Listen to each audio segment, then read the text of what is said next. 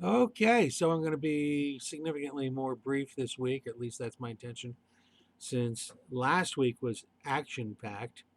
Because last week I was wanting to prepare you for the fullness of your first milestone. I don't know how many of you watched the video, but I gave all my secrets away, and most of you didn't take me up on it.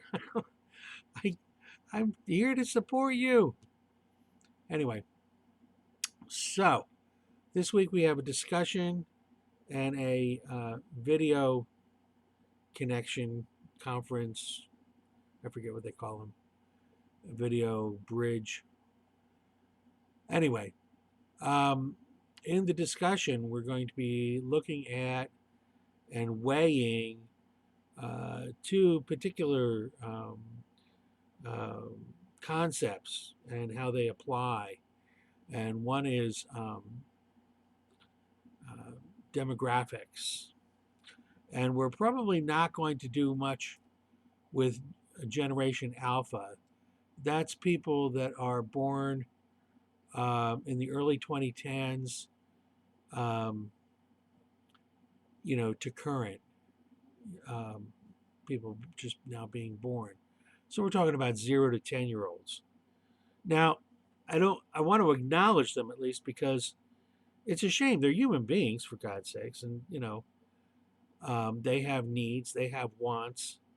Of course, they're not fully formed, and they don't have the vote, and they don't have money of their own, and so they're powerless. So we write them off. I don't know. I think that that's a hidden opportunity, especially with a commodity like a theme park. But anyway, we'll move on. Gen Z, the 11 to 26-year-olds, millennials, the 27 to 42-year-olds, Gen X, the 43 to 58-year-olds, and the baby boomers, 59 to 77-year-olds. And so you're going to go into what kind of advertising actually connects with these people. So just to be playful, real quick, consider this. Scratch and sniff with a reveal under the scratched off ink as to what coupon was actually won. What generation do you think that would? I mean, this is not a test. You're not going to get graded on this. I'm just putting it out there to be playful and get your minds thinking. Okay, robocalls. They happen every day, don't they? Who is that supposed to appeal to? What generation do you think actually does anything with that stuff?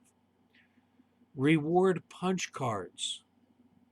For example, 10 punches and you get a free coffee. You get a free punch with every coffee. But after 10 coffees, if you punch the card all 10 times, you get a free coffee. That's an example. Reward punch cards.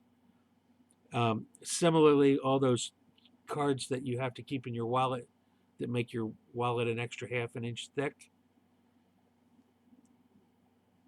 You know, in Europe, they don't play that game. In Germany, I think it's against the law. In fact, I'm pretty sure it is. In Germany, if the price of something is X in Berlin, it has to be within 10% of that in Frankfurt. That's the law. So, but anyway, we're the United States of the almighty dollar. So we play games. Anyway, clickbait. That's another one. So just, we're going to get into more traditional forms of advertising, but bear in mind the generational considerations and get in there and do that discussion and remember to respond to two of your colleagues and be meaningful and juicy and always remember to do some research, and cite it and then reference it in the bottom.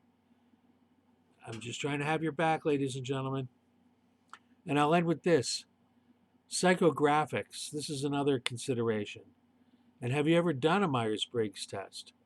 Have you ever done a Lucier color test. Max Lucier was brilliant, by the way. Have you ever done do you know what your 5 love languages are?